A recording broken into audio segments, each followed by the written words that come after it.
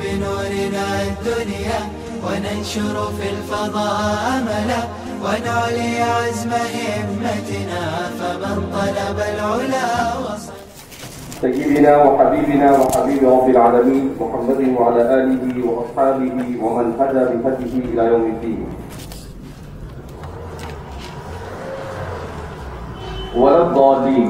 وللضالین کے سلسلے میں امام بیضاوی رحمۃ اللہ علیہ سب سے پہلے فرماتے ہیں کہ ولا مزیدۃ للتاکید ما فی غیر من معنى النفی فكأنه قال للمغضوب عليهم ولا الضالين ولذلك جاز أنا زيدا غير ضارب كما جاز أنا زيدا لا ضارب وإن امتنع أنا زيدا مثل ضارب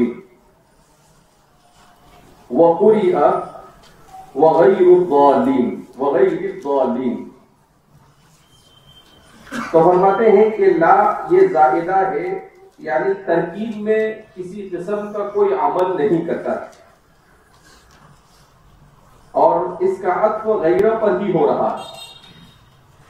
بعض مفسرین نے اس بات کی بھی وضاحت کی ہے کہ نفی اس بات ہوتا ہے تو اسی وجہ سے دونوں جگہ پر لفظ کو بدل دیا گیا۔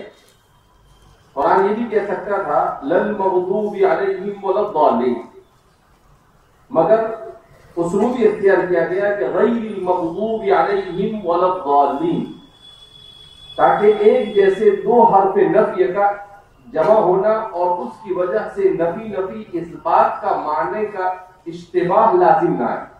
اس وجہ سے قرآن کریم نے غیر اور لا ان دو لفظوں کو یہاں پر استعمال کیا ہے۔ فَكَأَنَّهُ قال، گویا کہ یہ کہا گیا للمغضوب علیہم ولا الضالین،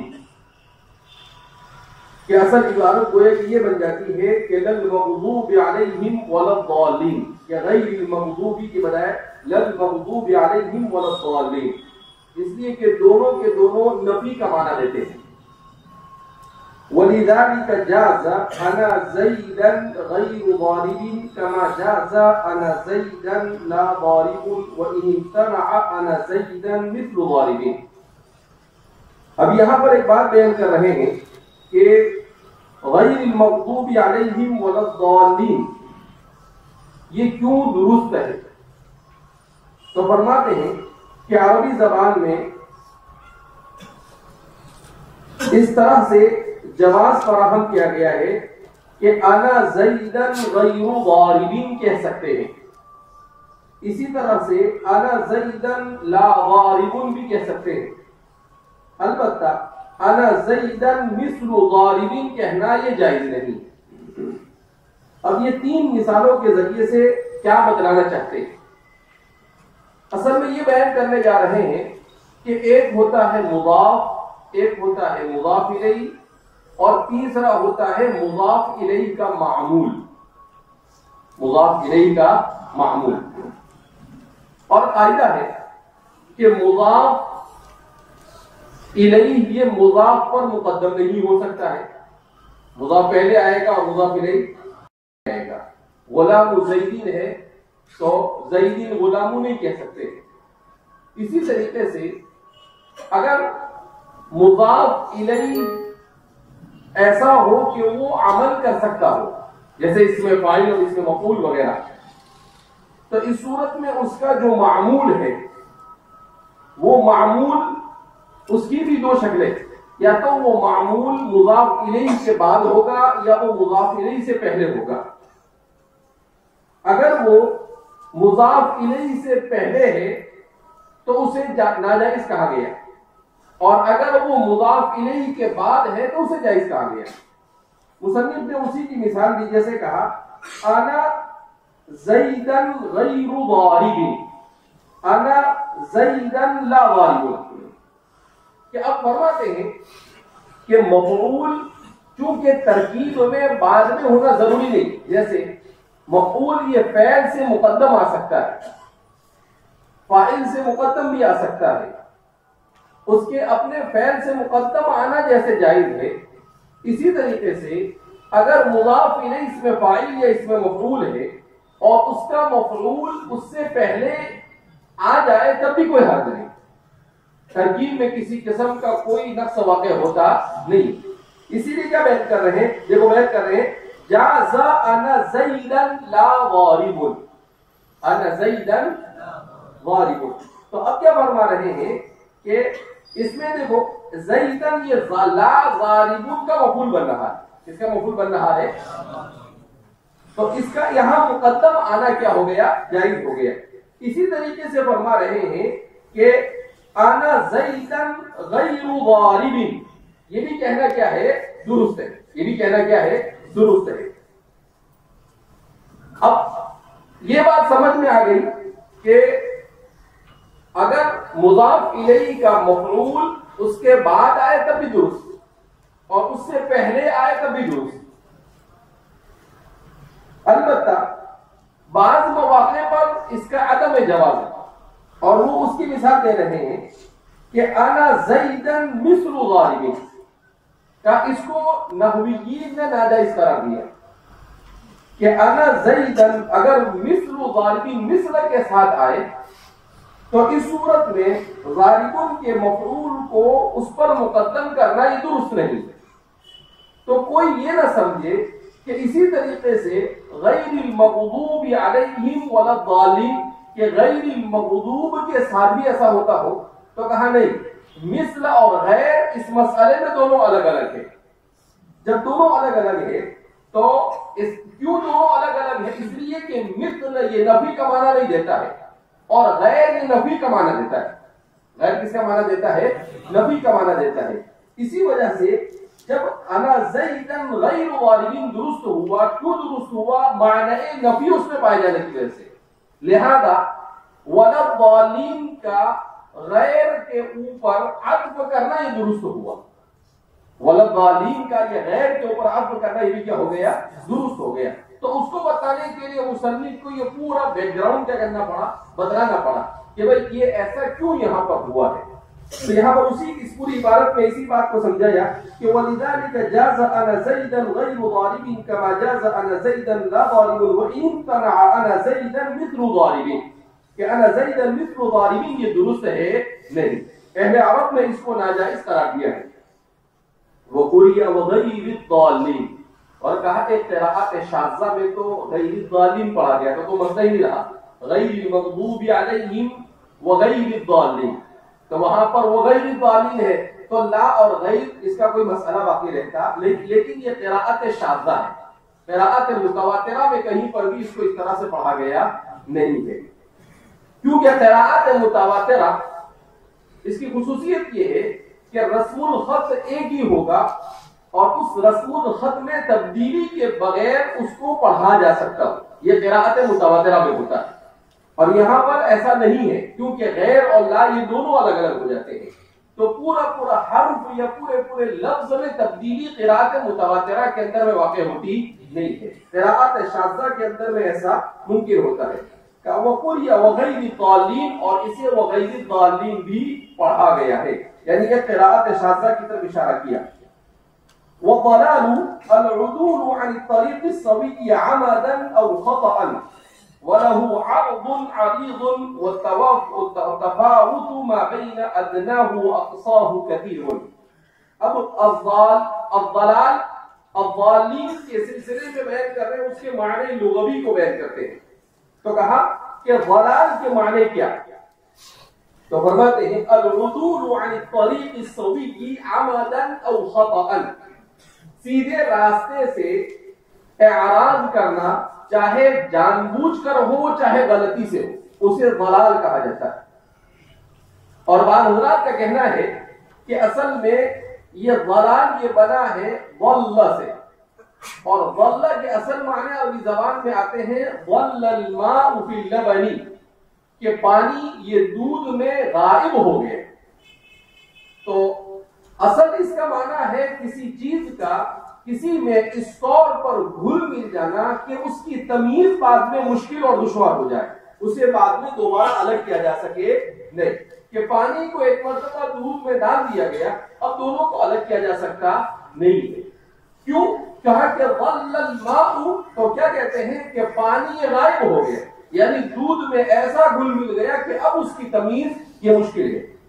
مگر بعد میں چل کر ضلال کو قرآن کریم نے استعمال کیا ہے متعدد کے لیے، اسی لیے ہمارا مصنف فرما رہے ہیں وَلَهُ عَرْضٌ عَرِيضٌ وَالتَّفَاوُتُ مَا بَيْنَ أَدْنَاهُ وَأَقْصَاهُ كَثِيرٌ، کہ یہاں پر اس کا معنی کیا ہے؟ العدول عن الطریق السوی، کہ صراط المستقیم کے بدلے میں وہ آ رہا ہے۔ تو اس لیے صراط مستقیم کے بدلے میں جب آیا تو اصطلاح قرآن میں اس کا معنی ہوا سیدھے راستے سے بھٹک جانا، سیدھے راستے سے کیا ہو جانا؟ بھٹک جانا، اسی کہا جاتا ہے ضلالت۔ تو فرماتے ہیں وَلَهُ عَرْضٌ عَرِيضٌ، اور ضلال کے بے شمار معانی ہیں۔ عرض عریض کا مطلب کیا ہے؟ بے شمار معنی۔ وَالتَّفَاوُتُ مَا بَيْنَ أَدْنَاهُ وَأَقْصَاهُ كَثِيرٌ، اور اس کے ادنا اور اقصا کے درمیان تفاوت بھی بہت زیادہ ہے۔ جیسے تقوی کا لفظ، چھوٹے گناہ سے بچنا یہ بھی تقوی ہے، اور سب سے بڑا تقوی کیا ہے کہ چھوٹے گناہوں سے بچے، اور ادنا درجہ تقوی کا کیا ہے؟ کفر اور شرک سے بچنا کا۔ اسی طریقے سے ضلالت کا لفظ بھی ہے کہ گناہ کرنا یہ بھی ضلالت ہے، کبیرہ کرنا یہ بھی ضلالت ہے، اور سب سے بڑی ضلالت یہ ہے کہ انسان اسلام کے راستے کو ترک کر دے اور کسی دوسرے راستے کو کیا کر لے؟ اختیار کر لے۔ تو کہا جیسے تقوی کا لفظ بے شمار معانی کے لیے اور اس کے بے شمار درجات پائے جاتے ہیں، ایسے ہی ضلالت اور ضلال کے بھی بہت سارے درجات پائے جاتے ہیں، اور اس میں تفاوت بھی بہت زیادہ ہے۔ اسی کی طرف اشارہ کرے وَالتَّفَاوُتُ مَا بَيْنَ أَدْنَاهُ وَأَقْصَاهُ كَثِيرٌ، اور اس کے ادنا اور اقصا کے درمیان اس تفاوت بھی بہت زیادہ ہے۔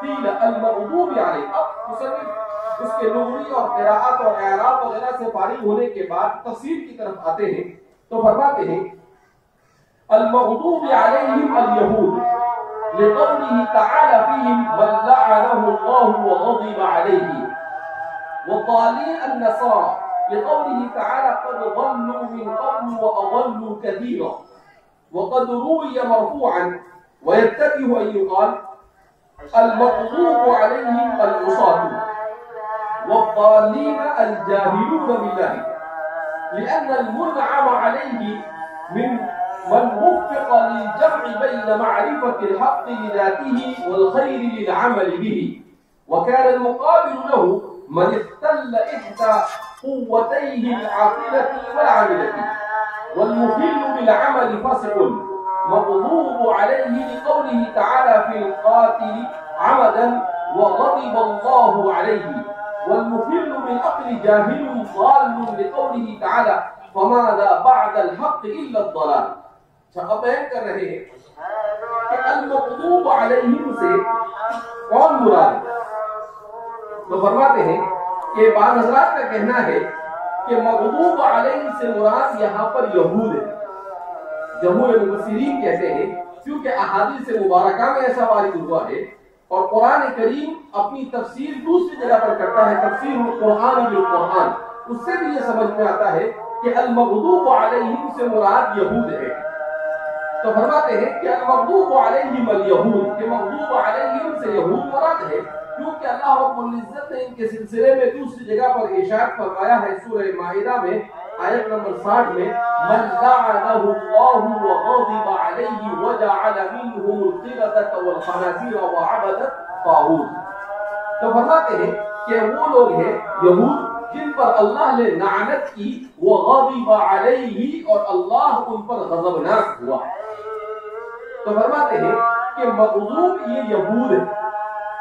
علماء نے بڑی اچھی توجیہ کی پیش کی ہے، کہا کہ اصل میں ساری گمراہی اعتقادی اور عملی، ان تمام کے تمام گمراہی کو قرآن کریم نے ان دو لفظوں میں سمیٹ کر رکھا ہے، غیر المغضوب میں ولا الضالین میں، اس طور پر کہ انسان علم کے باوجود اگر عمل میں کوتا ہے تو اس کو کہا جاتا ہے المغضوب علیہ، کہ علم ہے، سب کچھ معلوم ہے، مگر اس کے باوجود بھی اس پر عمل کرنے میں کوتاہی کرتا ہے، تو کہا وہ یہود تھے کہ ان کو ہر چیز معلوم تھی، سب کچھ پتا تھا، ان کے آنکھوں کے سامنے فرعون ڈوبا، انہوں نے من سلوا کو اترتے ہوئے دیکھا، انہوں نے مردے کو زندہ کیا، اللہ نے ان کے سامنے اس کو دیکھا۔ اذا قتلتم فادارأتوا فيها، قرآن نے جس کو بیان کیا بقرہ کا قصہ، انہوں نے الم تر الى الذين خرجوا من ديارهم وهم ألوف حذر الموت، مر گئے دوبارہ زندہ کر دیا ان کو، سب کچھ انہوں نے دیکھا، مگر اس کے باوجود بھی عمل میں کوتاہ ثابت ہوئے۔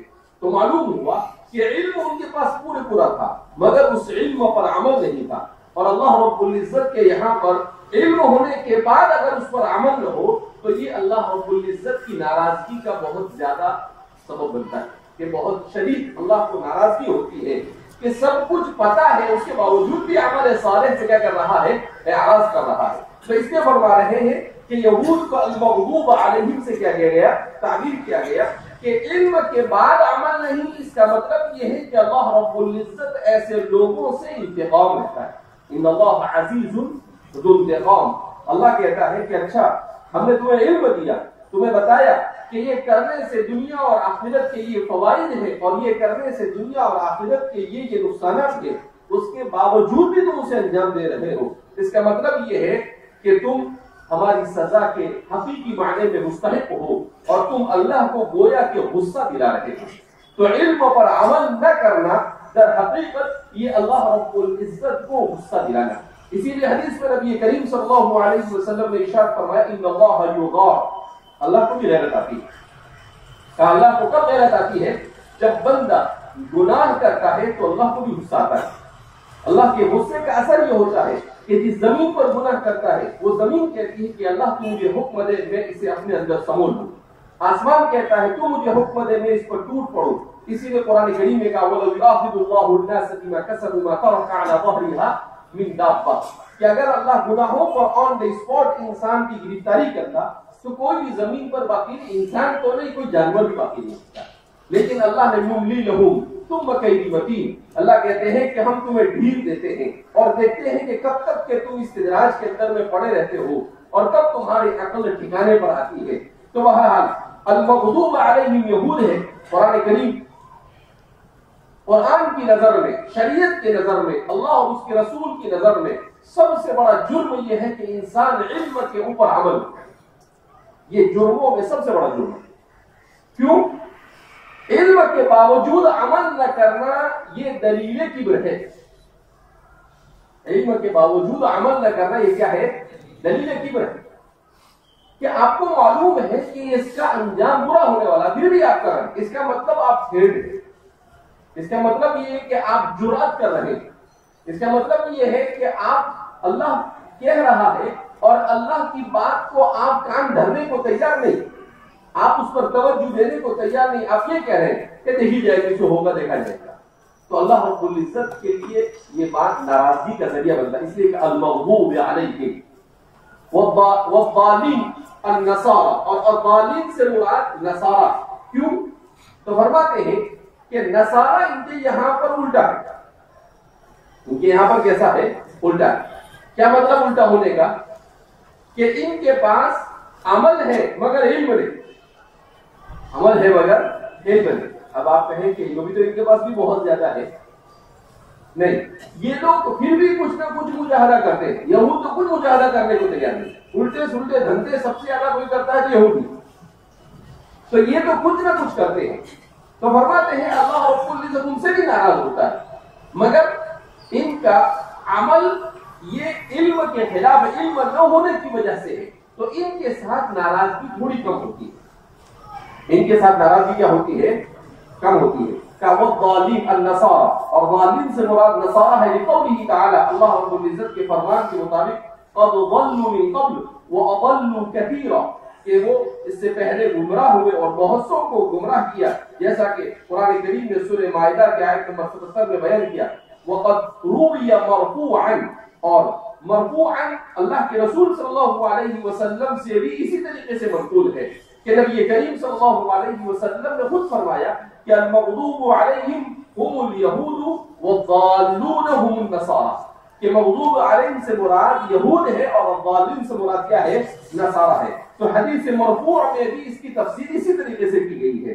وَيَتَّجِهُ أَن يُقَالَ اور ایک توجیہ یہ بھی کی جا سکتی ہے المغضوب علیہم العصاۃ، کہ مغضوب علیہم سے مراد نافرمان لوگ، والضالین الجاہلون باللہ، اور ضالین سے مراد وہ لوگ جو اللہ کی حقیقت کے سلسلے میں جہالت اور نادانی کا شکار ہو، کہ جو اللہ رب العزت کی حقیقت اور اس کی معرفت اچھی طریقے سے نہ رکھتے ہو، کہا انہیں بھی کہا جا سکتا ہے لأن المنعم علیہ من وفق للجمع بین معرفت حق لذاته والخیر للعمل به، اس لیے کہ منعم علیہ الذین انعمت علیہم کون ہے؟ کہا وہ ہے جسے معرفت حق کی نعمت بھی دے دی گئی ہو اور عمل خیر کی توفیق سے بھی نواز دیا گیا ہو، کہا جس کے پاس علم بھی ہو اور اس علم پر عمل بھی ہو، تو کہا کہ علم بھی ہو، اس کے پاس اعتقاد بھی صحیح ہو، علم بھی صحیح ہو اور اس پر عمل صالح بھی ہو، کہا وہ المنعم علیہ ہے۔ اور اس کے مقابلے میں جو دوسرے ہیں وَكَانَ الْمُقَابِلُ لَهُ مَنِ اخْتَلَّ، اور اس کے مقابلے میں جو ہے وہ ہے جس کے پاس ان دو میں سے کوئی ایک کمی پائی جاتی ہو، احدى قوتي العاقلة والعاملة، کہ یا تو قوت عاقلہ کا فقدان ہو یا قوت عاملہ کا فقدان ہو۔ قوت عاقلہ کا فقدان کا مطلب کیا ہے؟ علم کے باوجود عمل نہ کرنا، یعنی قوت عاقلہ کا فقدان، کہ عقل علم ہے مگر اس علم پر عمل نہیں کر رہا ہے، انجام معلوم ہے سب کچھ ہونے کے باوجود، جیسے کہتے ہیں نا ہم کہ بھئی گھٹکے پر لکھا ہوا ہے کہ اس سے کینسر کا چانس نہیں، کینسر ہوتا ہے، فوٹو بھی بنائی ہوئی ہے جس کو کینسر ہوا ہے اس کے باوجود بھی انسان اسے دیکھ کر کھاتا ہے، تو کیا کہیں گے اس کو بڑا عقلمند ہے، اس کو یعنی قوت عاقلہ کا فقدان ہے۔ اسی طریقے سے علم کے بعد بھی عمل نہ کرے تو گویا کہ قوت عاقلہ اور قوت عاملہ، اس میں سے قوت عاقلہ سے گویا کہ کیا ہے اپنے آپ کو دور رکھے ہوئے ہیں۔ والمخل بالعمل فاسق، اور جو جس کے عمل میں خلل پایا جائے، یعنی جس کا عمل درست نہ ہو، کیوں علم ہی صحیح نہیں اس کے پاس، فاسق، تو وہ فاسق ہے، مغضوب علیہ، اور وہ مغضوب علیہ ہے بقولہ تعالی، اس لیے کہ اللہ رب العزت نے قاتل کے سلسلے میں فرمایا جو عمدن کسی کو قتل کرے وغضب اللہ علیہ، کہ اللہ رب العزت اس پر غصہ ہوتا ہے، اللہ اس پر کیا ہوتے ہیں؟ غصہ ہوتے ہیں۔ تو فرما رہے ہیں کہ ایک تفسیر یہ بھی ہو سکتی ہے، ایک تفسیر یہ بھی ہو سکتی ہے کہ جو قوت عاقلہ سے اور قوت عاملہ سے محروم ہو اسے کہا جاتا ہے المغضوب علیہ، اسے کیا کہا جاتا ہے؟ المغضوب علیہ۔ والمخل بالعقل جاہل ضال، اور جس کی عقل میں خلل آ گیا ہو اسے گمراہ کہا جاتا ہے، جیسے قرآن کریم نے کہا فماذا بعد الحق الا الضلال، کہ حق کے آنے کے بعد سوائے گمراہی کے اور کچھ بھی بچا نہیں ہے۔ بہرحال قرآن کریم کی آیت کریمہ سے اسی بات کی طرف نشاندہی کی جا رہی ہے۔ امام بیضاوی یہ کہنے کی کوشش کر رہے ہیں کہ غیر المغضوب علیہم ولا الضالین سے یہود و نصارہ کو فکس طور پر مراد لینا ضروری نہیں ہے، قرآن کی من جملہ تفسیرات میں سے ایک تفسیر اسے مانا جا سکتا ہے۔ البتہ تفسیر قرآن کے اصول میں اصل یہ ہے کہ کسی بھی قرآن کریم کی آیت کی تعویل اور تفسیر کو عموم پر محمول کیا جاوے، اسے خصوص پر محمول نہ کیا جاوے۔